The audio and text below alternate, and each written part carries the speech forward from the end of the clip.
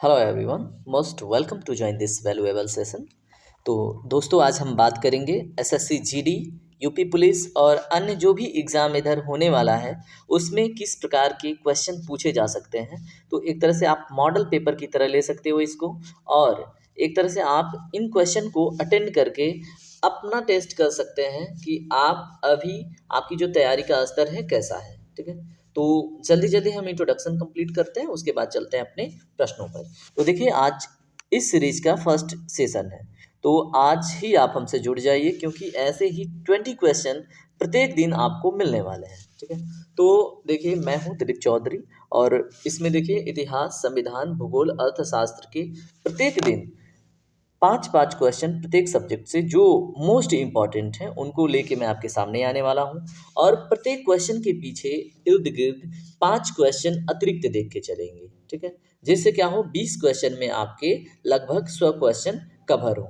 तो चलिए इस सेशन पे बात न करके आगे पढ़ाई करते हैं। ठीक है, तो आगे बढ़ते हैं, देखते हैं अपना फर्स्ट क्वेश्चन देखिए। और सबसे मोस्ट इम्पॉर्टेंट कि आप एक कॉपी ले लें, उसके बाद नंबरिंग करते रहें, अपने ऑप्शन को चूज करें, और उसके बाद करेक्ट आंसर इनकरेक्ट आंसर पर भी ट्रिक करें, और कमेंट सेक्शन भी पुट करते रहें। ठीक है, जिससे हमें पता चले कि कौन कौन एक्टिव मेंबर हैं और जो हमसे जुड़े हुए हैं और अपनी तैयारी पे जोर दे रहे हैं। तो फर्स्ट क्वेश्चन देखिए ध्यान से।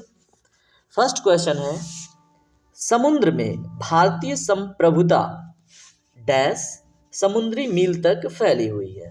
इस क्वेश्चन को ध्यान से पढ़िए। अब इसमें ऑप्शन है, ए 8 समुद्री मील, बी 10 समुद्री मील, सी 12 समुद्री मील, डी 14 समुद्री मील। तो दोस्तों, सबसे पहले ये समझना जरूरी है, जो समुद्री मील ये है क्या, और ये संप्रभुता क्या है, ये क्या है। अब देखिए, जिनको इस क्वेश्चन का जवाब पता होगा उनके लिए बहुत सिंपल है, उन्होंने अपना आंसर ट्रिक कर दिया होगा। वैसे इस क्वेश्चन का right answer option number C होगा, यानी कि समुद्र में भारतीय संप्रभुता 12 समुद्री मील तक फैली हुई है। ठीक है, अब ये है क्या, इन तीनों पॉइंट पे बात करते हैं। ठीक है, सबसे पहले संप्रभुता, उसके बाद समुद्री मील पर। ठीक है, तो हम सबसे पहले समझ लेते हैं समुद्री मील और किलोमीटर में क्या संबंध है। देखिए, समुद्री मील को हम नॉटिकल माइल्स के नाम से इंग्लिश में जानते हैं। तो यहाँ पे मैं नॉटिकल माइल्स यूज़ कर रहा हूँ। ठीक है, यानी कि एक नॉटिकल माइल्स इक्वल टू, यानी कि एक समुद्री मील बराबर कितना किलोमीटर। तो अगर ये आप जान जाते हो तो ये आपके लिए और दिलचस्प होगा। तो ये होता है लगभग 1.85 किलोमीटर, कहीं कहीं पे आपको 1.82 भी देखने को मिल सकता है। ठीक है, तो दोनों डाटा आपको लगभग करेक्ट मिलेंगे, यही आंकड़ा है। ठीक है, अब हम समझते हैं कि भारतीय संप्रभुता का क्या मतलब है। आपने ये चीज समझ लिया, एक क्वेश्चन आपका यहाँ से बन सकता है। अब भारतीय संप्रभुता का क्या मतलब है। भारतीय संप्रभुता का मतलब ये है कि समुद्र में, यहाँ पे समुद्र में वो कौन सी दूरी है जहाँ तक भारत अपना नियम कानून, अपना शासन प्रशासन चलाने के लिए स्वतंत्र है। ठीक है, तो वहां तक के क्षेत्र को हम भारत का घरेलू क्षेत्र कहते हैं। ठीक है, डोमेस्टिक टेरिटरी ऑफ इंडिया, या तो भारतीय संप्रभुता का क्षेत्र, जहां पे भारत स्वतंत्र रूप से अपने नियम कानून बना सकता है। तो देखिए, कोस्टल एरिया से ये जो डिस्टेंस है कितना है, 12 नॉटिकल माइल, यानी कि 12 नॉटिकल माइल्स तक के डिस्टेंस को हम भारत की संप्रभुता क्षेत्र में काउंट करते हैं। अब चलिए, इसमें आपने 2 टॉपिक तो कर लिए, अब इसमें एक अतिरिक्त पॉइंट, अगर ये प्रश्न बने कि भाई ये जो नियम कानून है ये कब से बना हुआ है, ठीक है, और किसने बना रखे हैं। तो देखिए, आपने यूनाइटेड नेशन का तो नाम सुना होगा। तो ये बात है, यूनाइटेड नेशन का एक कन्वेंशन हुआ था, और ये कन्वेंशन हुआ था 1982 में। ठीक है, और इस पॉइंट को आपको नोट में लिखना है। जो भी पॉइंट्स हैं, सारे के सारे पॉइंट इंपॉर्टेंट हैं, आप नोट्स बनाते रहिए। 1982 में किसका कन्वेंशन हुआ था, यूनाइटेड नेशन का एक कन्वेंशन हुआ था, जिसमें ये निर्णय लिया गया था, ये डिसीजन लिया गया था कि समुद्र में जो तटीय देश हैं, ठीक है, जो तटीय देश हैं उनका समुद्र में 12 नॉटिकल माइल्स तक के डिस्टेंस में संप्रभुता होगा। ठीक है, एक बात हो गई। दूसरी बात कि अगर समुद्र में 200 नॉटिकल माइल्स तक ठीक है, 200 नॉटिकल माइल्स तक जो देश उस समुद्र के करीब में है, ठीक है। जैसे भारत है तो यहाँ पे आपको अरब सागर मिल जाता है, ठीक है, यहाँ पे बे ऑफ बंगाल मिल जाता है और ये हिंद महासागर है, ठीक है, तो हिंद महासागर के हिस्से में आता है।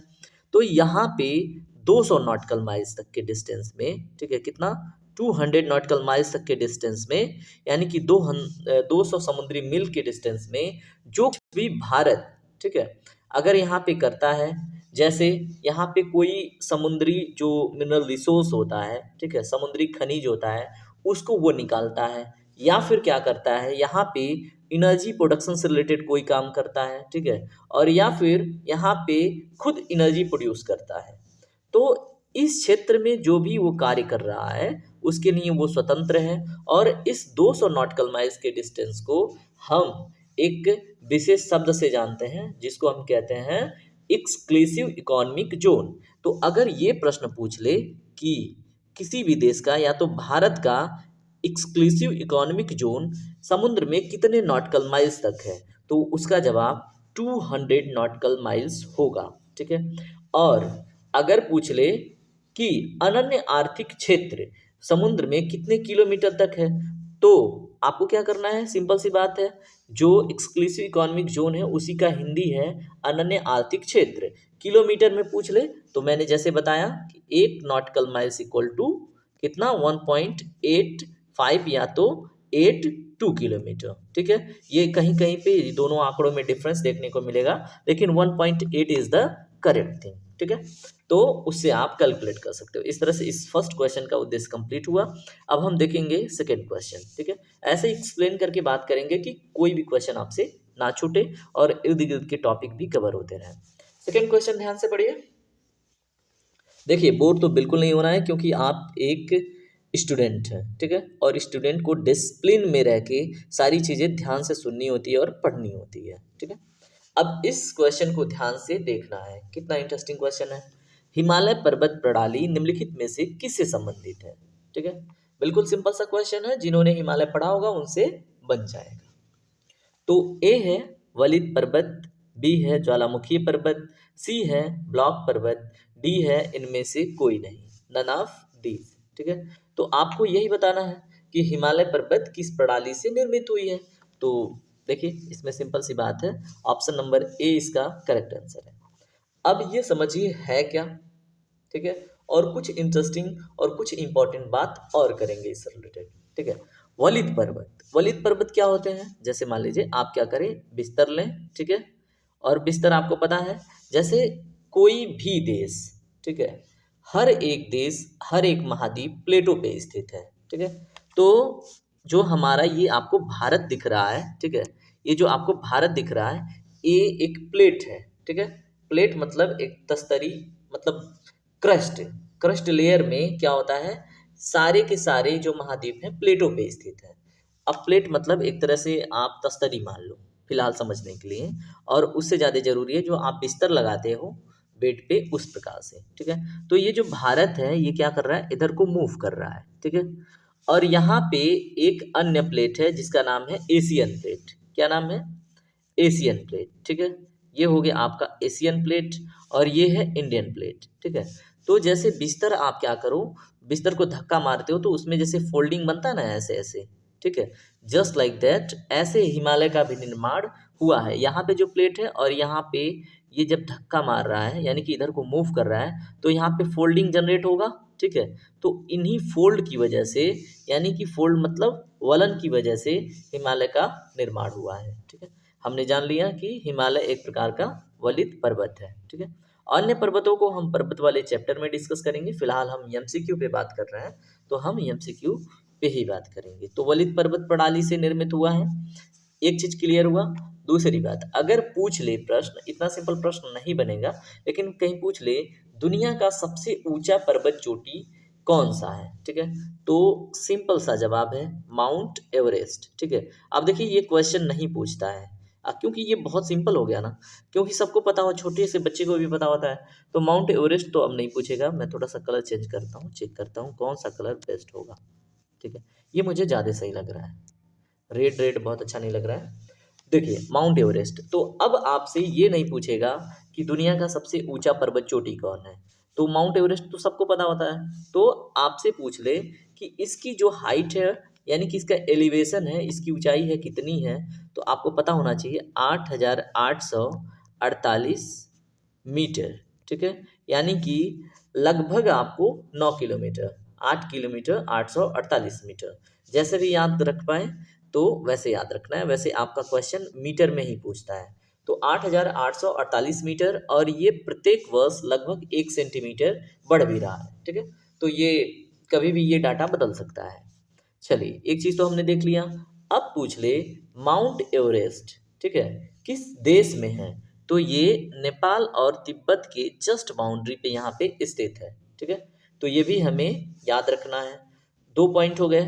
तीसरा पॉइंट कहीं पूछ ले कि ये हिमालय, जैसे विशेषकर अगर आप समांतर रूप से या तो फिर उसको आप क्या बोल लें क्षैतिज रूप से बांटें, तो 3 वर्गों में बांटा गया है। ठीक है, जो यहाँ से होके जाता है ग्रेट हिमालय। ठीक है, उसके नीचे आपका आता है लेसर हिमालय, उसके नीचे क्या आता है शिवालिक। ठीक है, तो इन 3 पर्वत श्रेणियों में से किस पे स्थित है, तो ये है ग्रेट हिमालय पे। ठीक है, जो सबसे ऊंची वाली चोटी है। ठीक है, सॉरी, जो सबसे ऊंची पर्वत श्रेणी वाली, ठीक है, पर्वतों की श्रेणी वाला पर्वत सीरीज है, यानी कि ग्रेट हिमालय में स्थित है माउंट एवरेस्ट।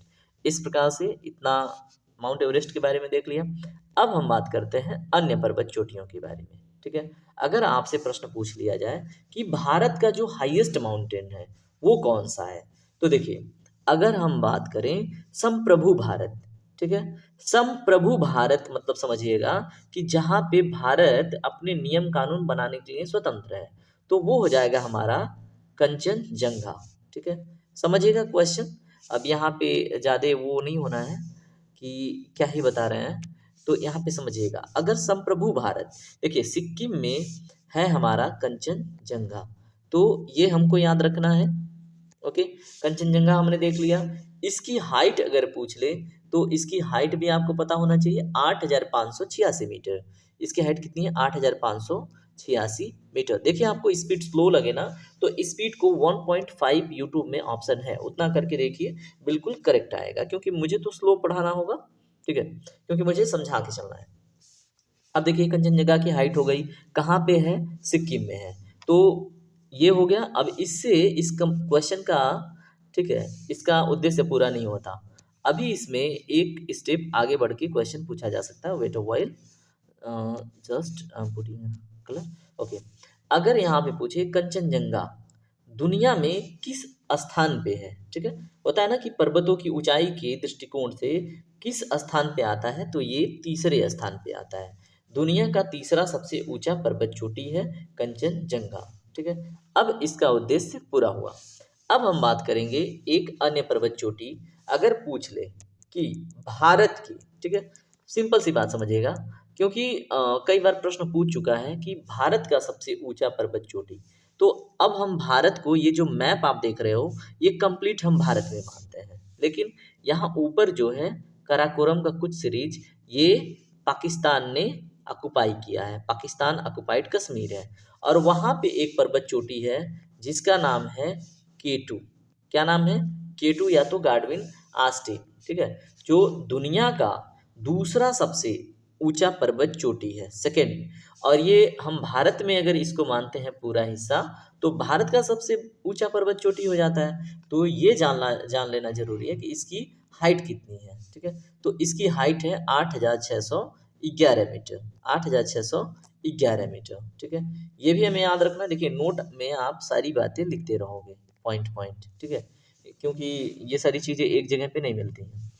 अगर पूछ ले जो केटू है, क्या ये हिमालय पर्वत श्रेणी का हिस्सा है, तो नहीं, ये है कराकोरम का। किसका, कराकोरम पर्वत श्रेणी का हिस्सा। कराकोरम जो पर्वत श्रेणी है वो ट्रांस हिमालय का हिस्सा है। किसका, ट्रांस हिमालय, यानी कि वो हिमालय जो हिमालय के निर्माण से पहले बना हुआ है, तो ट्रांस हिमालय का पार्ट है कराकोरम। कराकोरम में है केटू, ठीक है, और जिसकी हाइट है 8,611 मीटर, जो दुनिया का सेकेंड हाईएस्ट माउंटेन है। ठीक है, या तो हाईएस्ट माउंटेन पीक है।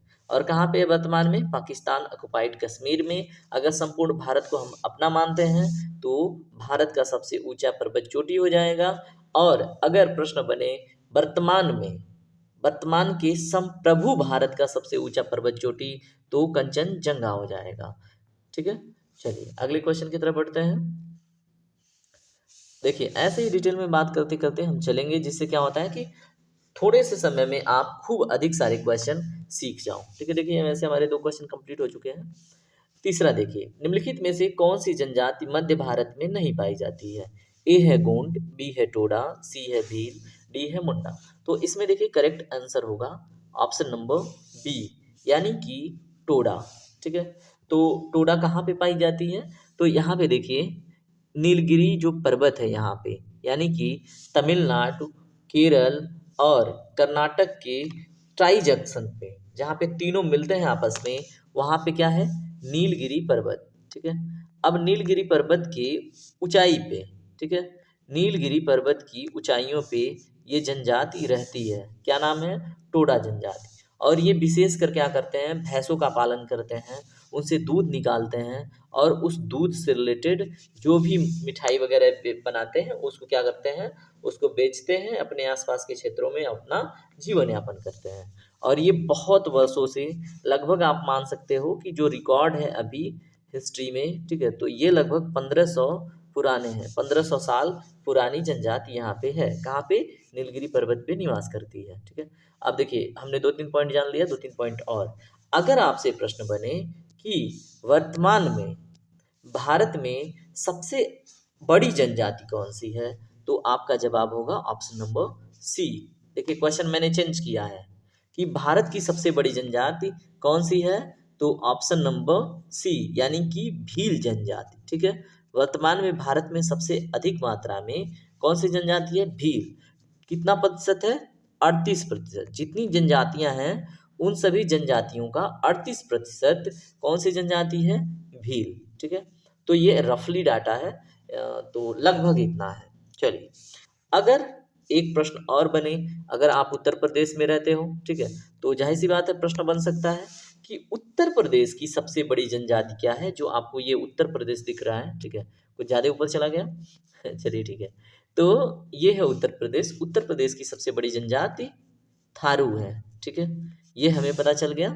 अगर ये प्रश्न बने कि भारत में वो कौन सा प्रदेश है जिसमें सबसे अधिक मात्रा में जनजाति रहती है, ठीक है, तो ये है आपका मध्य प्रदेश। ठीक है, तो इस तरह से हमने कई सारे क्वेश्चन कर लिए। अब अगला क्वेश्चन देखेंगे। ठीक है, तो दोस्तों देखिए, अगर आपको वीडियो पसंद आता है तो फीडबैक के लिए, ठीक है, आप लाइक कर सकते हो। अगर नहीं पसंद आता तो डेफिनेटली डिसलाइक कर सकते हो। ठीक है, और कमेंट सेक्शन में अपने जो आंसर्स हैं उन्हें जरूर लिखें। ठीक है, जिससे आपको कॉन्फिडेंस मिले।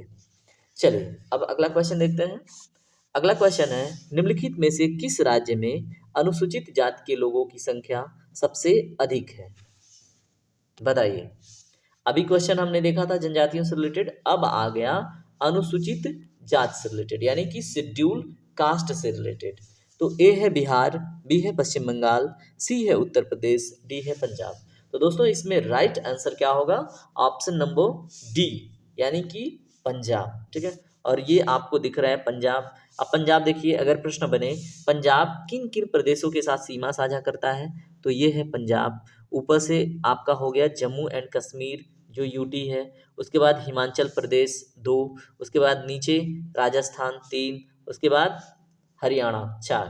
तो कितने, पंजाब कितने राज्यों से सीमा साझा कर रहा है? तो भारत के 4 राज्यों से। जम्मू कश्मीर एक यूटी है, हिमाचल प्रदेश एक प्रदेश है, हरियाणा एक प्रदेश है और राजस्थान एक प्रदेश है। 3 प्रदेश और एक यूटी। ठीक है, तो ये भी हमें याद रखना है। अगर वहाँ पे आप देखें हरियाणा में एक क्या है, चंडीगढ़ भी एक यूटी है, तो उससे भी अपनी बाउंड्री शेयर करता है। तो ये भी हमें पता होना चाहिए। चलिए अगला क्वेश्चन देखते हैं। Question number 5। क्वेश्चन नंबर 5 और ये भूगोल सेक्शन का अंतिम प्रश्न होगा, उसके बाद हम देखेंगे अन्य विषय का प्रश्न। तो 10 डिग्री चैनल, ठीक है, 10 डिग्री चैनल निम्नलिखित में से किसके बीच स्थित है? ठीक है, तो ए है डोवर और कैलिस, बी है अलास्का और रूस, सी है लिटिल अंडमान और कार निकोबार, डी है उत्तर कोरिया और दक्षिण कोरिया। बहुत ही इंटरेस्टिंग क्वेश्चन है दोस्तों। देखिए इसमें जितने पॉइंट्स हैं सबके ऊपर बात करेंगे और बहुत कुछ सीखने को मिलेगा आपको। देखिए 10 डिग्री चैनल की बात करें, 10 डिग्री अक्षांश रेखा तो निम्नलिखित में से कहाँ से पास करती है? तो इसमें जो ऑप्शन है, ऑप्शन नंबर सी वो करेक्ट होगा। लिटिल अंडमान और कार निकोबार के बीच में 10 डिग्री चैनल स्थित है। अब ये है कहाँ? ये दोनों आइलैंड आपको यहाँ पे देखने को मिलेंगे, ठीक है। ये है आप मान लो अंडमान वाली सीरीज, ठीक है। अंडमान का हम यहाँ पे नीचे एक मान लेते हैं लिटिल अंडमान, ठीक है। और उसके जस्ट नीचे अब जाहिर सी बात है क्या होगा, निकोबार, ठीक है। तो निकोबार में एक यहाँ से हम इसको यहाँ करते हैं, ठीक है। तो यहाँ पे हो गया हमारा निकोबार, और निकोबार का जो ये आइलैंड है इसका नाम है कार निकोबार। क्या नाम है? कार निकोबार, ठीक है। अब कार निको मैं लिख दे रहा हूँ, आप समझ लेना, ठीक है। कार निकोबार, इसके बीच में जो अक्षांश रेखा पास करती है, ठीक है, वो 10 डिग्री अक्षांश रेखा पास करती है यहाँ से। कितनी डिग्री? 10 डिग्री, ठीक है। और ये 10 डिग्री अक्षांश रेखा यहाँ से किसको, अंडमान को अलग और निकोबार को अलग करती है। तो इसमें जो ऑप्शन नंबर सी है वो करेक्ट आंसर हो जाता है, ठीक है दोस्तों। अब हम अन्य के ऊपर भी बात करते हैं। जस्ट वेट, मैं इसको यहाँ पे लगाता हूँ क्योंकि होला ना, चलिए ठीक है, ये इसका स्थान यही उपयुक्त था। चलिए अब हम समझते हैं, अन्य के ऊपर बात करते हैं। तो आपको यहाँ पे डोवर और कैलिस है, तो ये आप बताइएगा, ये आपका असाइनमेंट है, इसके बीच में कितना डिग्री का अक्षांश रेखा पास करता है।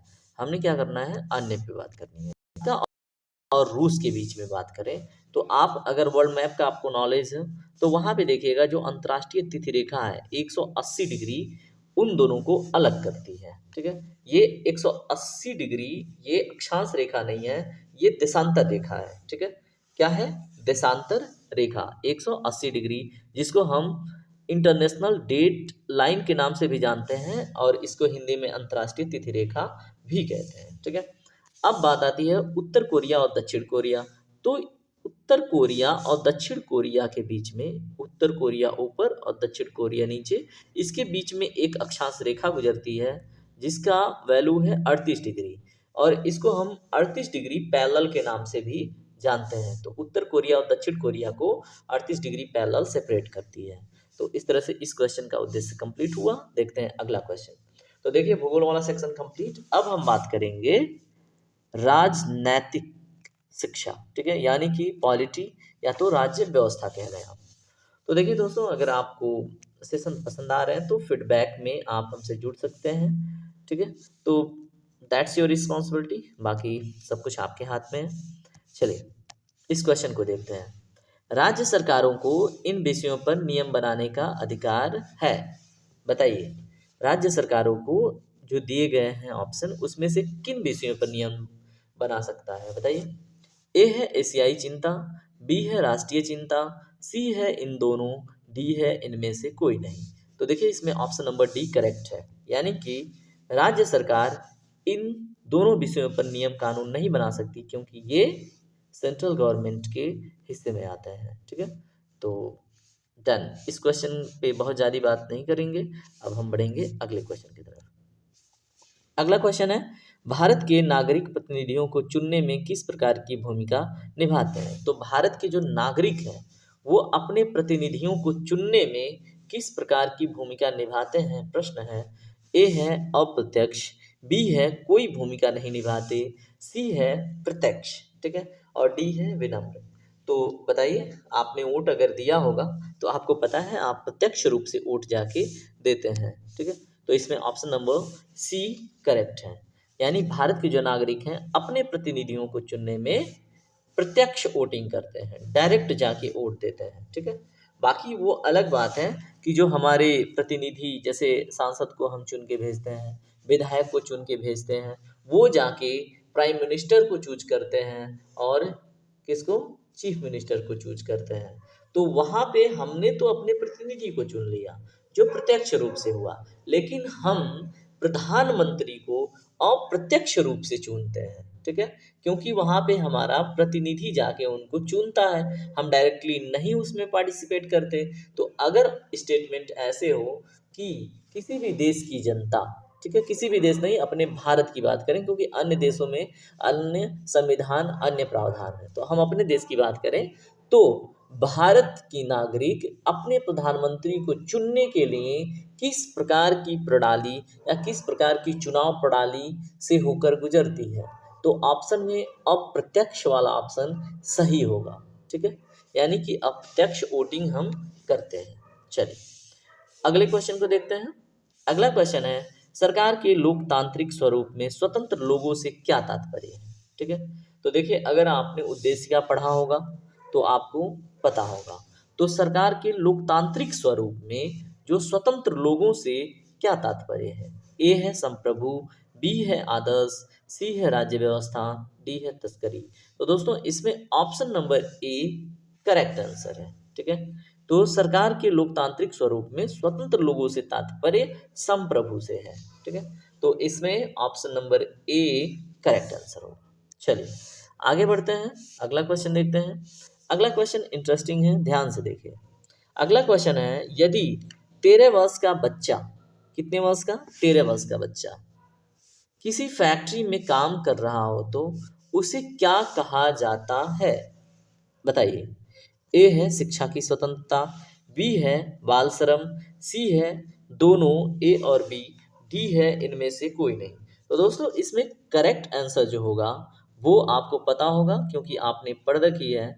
ऑप्शन नंबर इसमें कौन सा राइट होगा, ऑप्शन नंबर बताइए, ऑप्शन नंबर बी। ठीक है, यानी कि बाल श्रम, option number B is the right answer.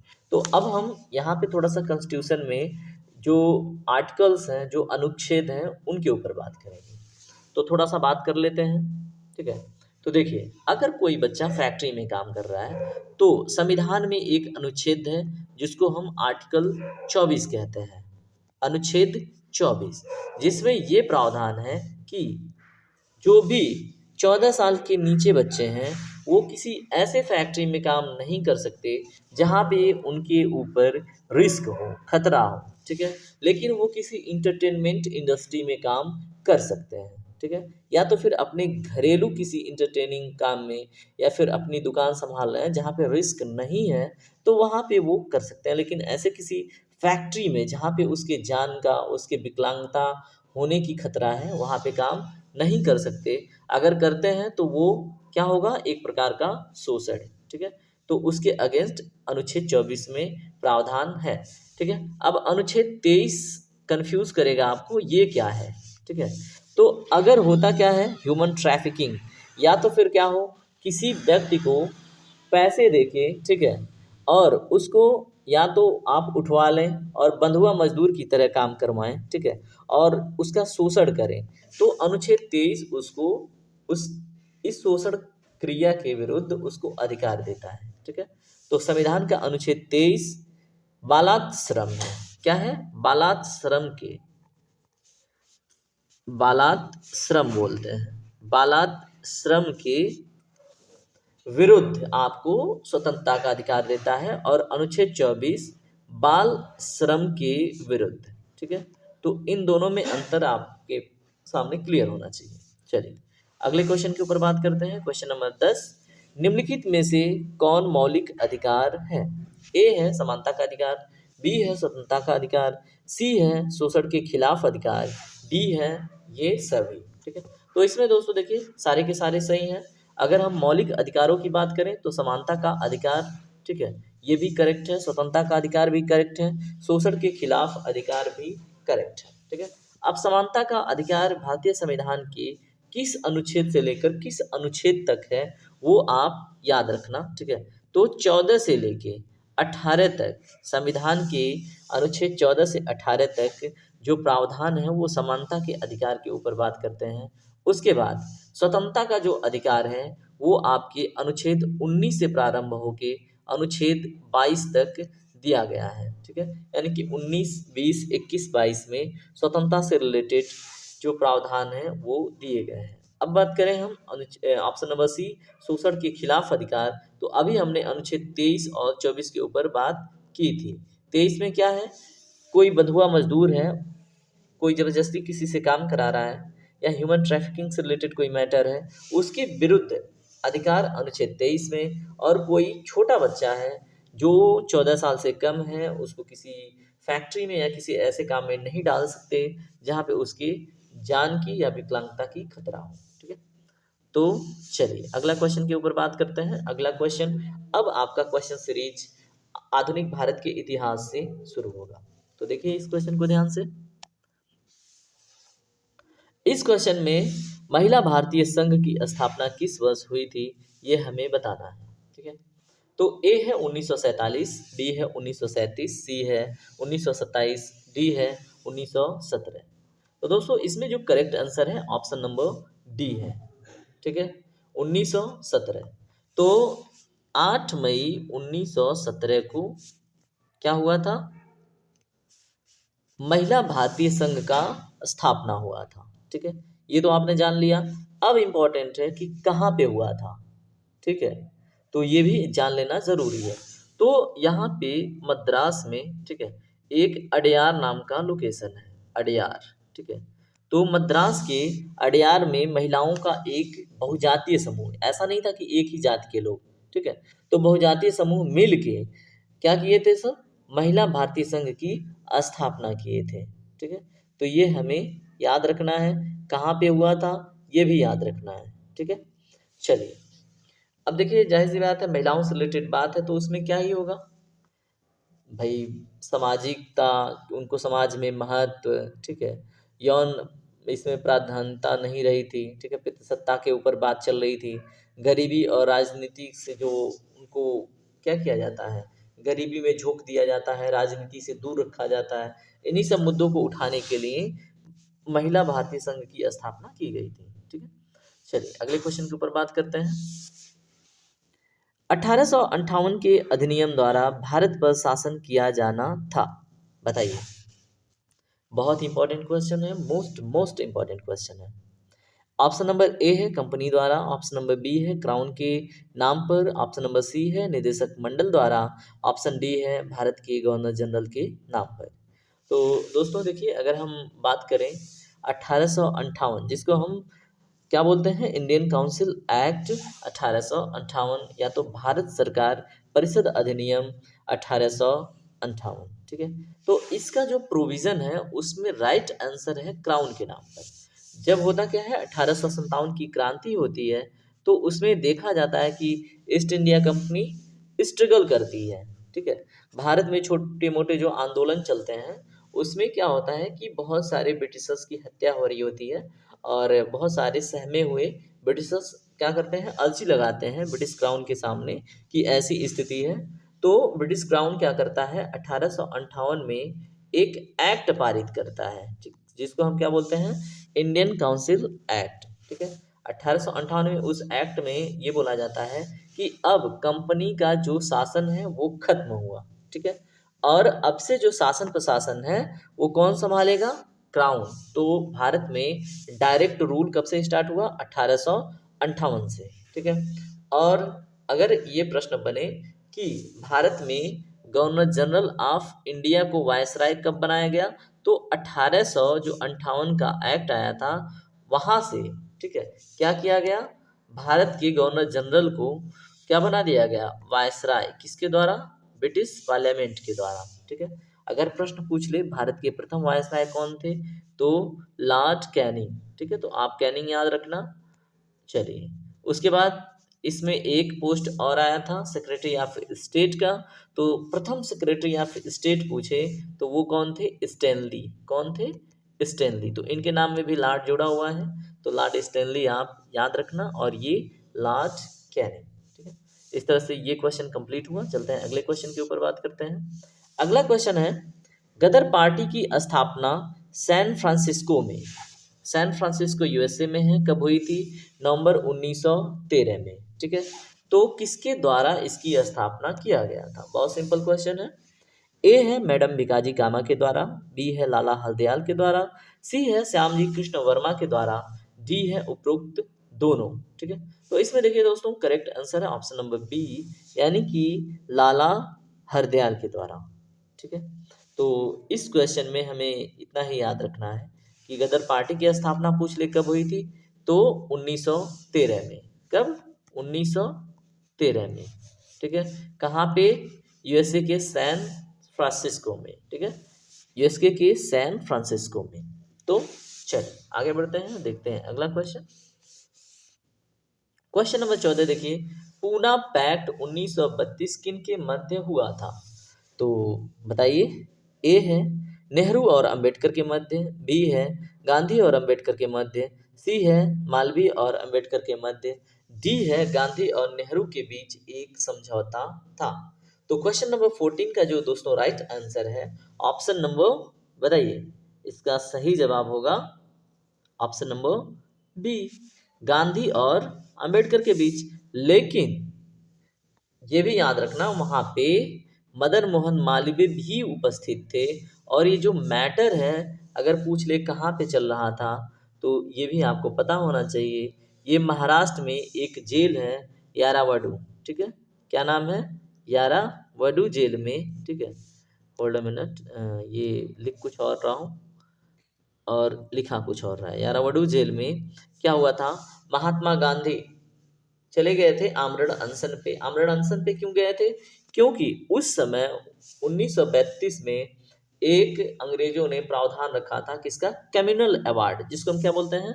Communal award. Communal award क्या था कि जाति के हिसाब से उनको क्या करना, कोई भी इलेक्शन लड़ रहा है तो उसके प्रतिनिधित्व करने के लिए उसको रिजर्वेशन देना, या तो फिर उनके लिए सेपरेट इलेक्टोरेट का प्रोविजन करना, प्रावधान करना। ठीक है, तो महात्मा गांधी क्या चाहते थे कि सेपरेट इलेक्टोरेट, यानी कि कोई भी किसी भी वर्ग का व्यक्ति अलग से निर्वाचित न हो। ठीक है, तो इसको कैंसिल करने के लिए महात्मा गांधी चले गए थे कहाँ पे? आमरण अनशन पे। ठीक है, और फिर कौन आए?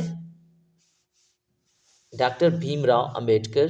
कहाँ पे? जेल में, और अनशन उनका तुड़वाया और ये पूना पैक्ट साइन हुआ। ठीक है, तो याद रखना है किनके बीच हुआ, कब हुआ, मैटर क्या था। चलिए अगला क्वेश्चन।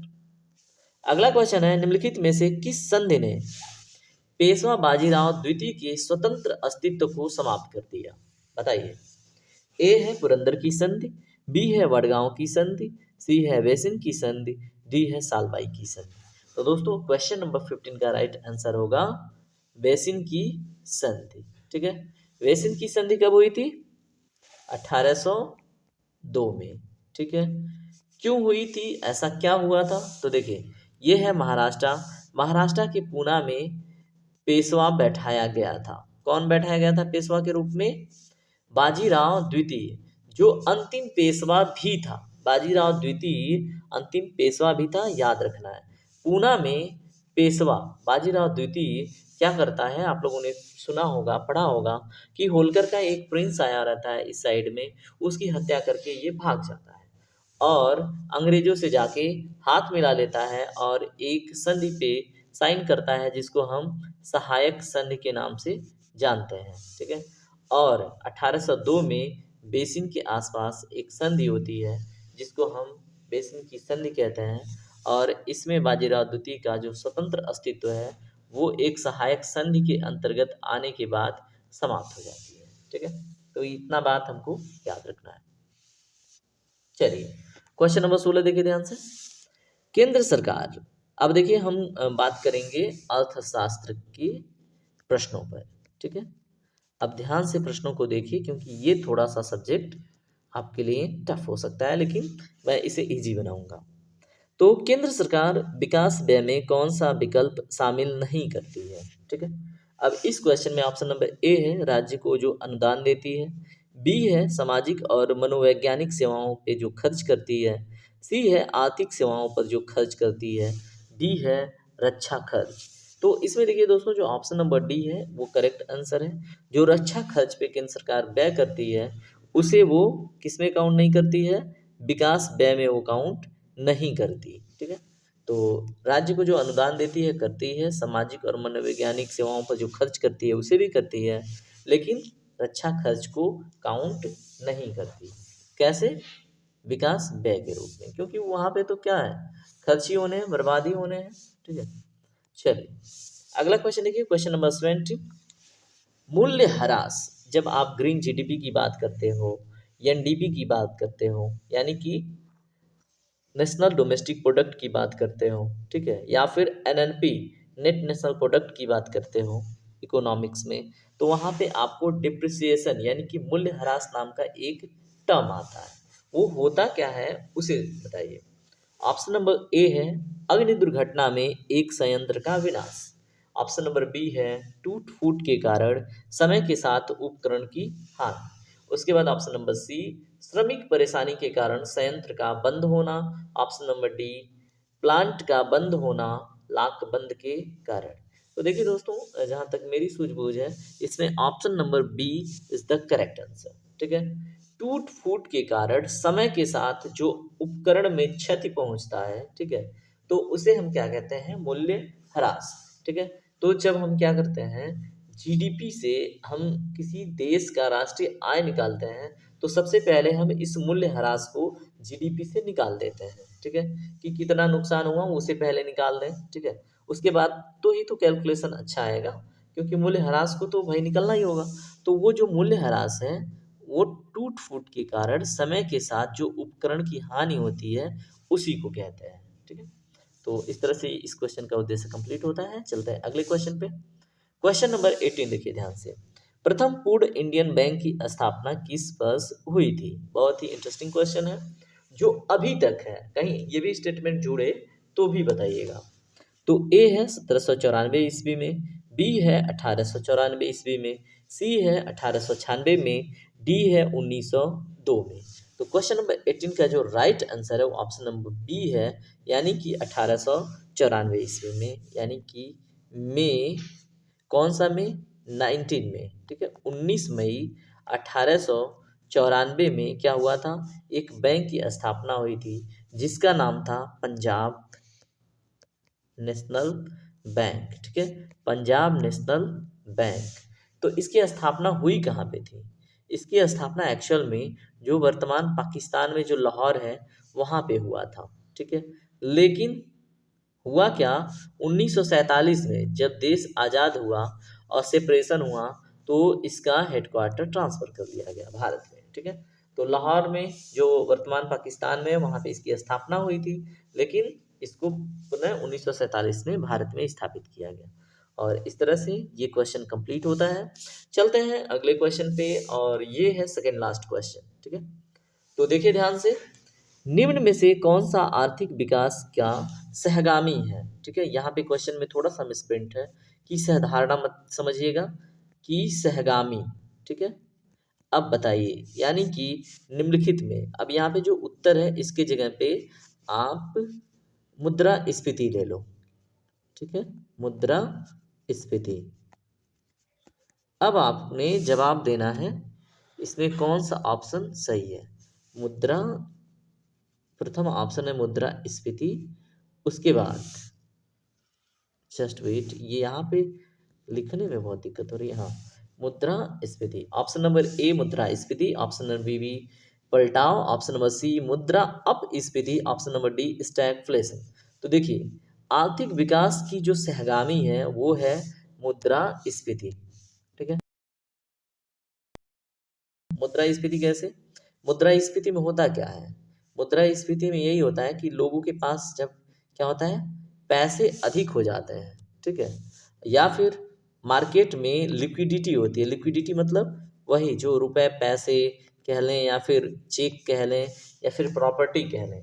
तो मार्केट में जब इसकी अधिकता होती है तो उसको हम मार्केट की लिक्विडिटी कहते हैं, तरलता कहते हैं। इसको हिंदी में हम तरलता कहते हैं। लेकिन ये तरलता आपके पानी की तरलता नहीं है, ये पैसे की तरलता है। यानी कि बाजार में जब बहुत अधिक पैसे हो जाएं तो लोग इन्वेस्ट करते हैं। ठीक है, जब लोग इन्वेस्ट करेंगे तो लोगों का रोजगार बढ़ेगा, और रोजगार बढ़ेगा तो देश विकास करेगा।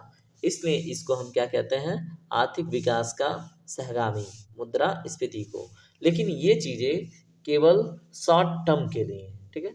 लॉन्ग टर्म में मुद्रास्फीति किसी भी देश के विकास को गिरा देता है, ठीक है।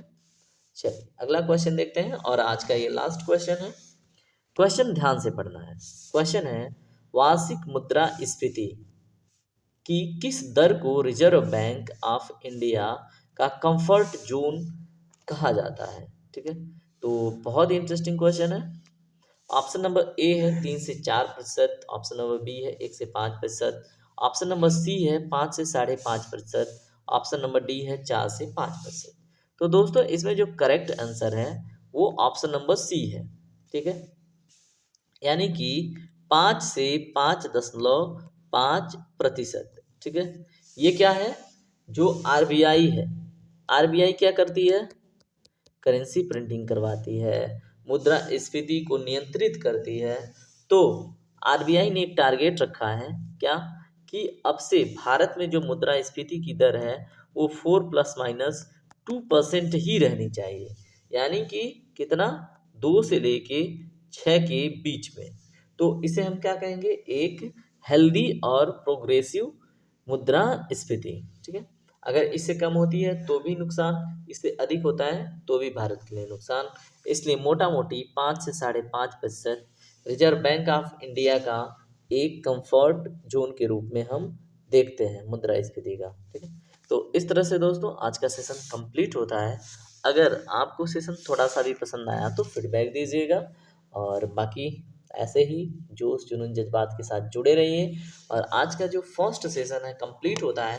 अब हम अगले दिन सेकेंड सेशन लेके हाजिर होंगे। तब तक के लिए बाय बाय, टेक केयर, ख्याल रखिए।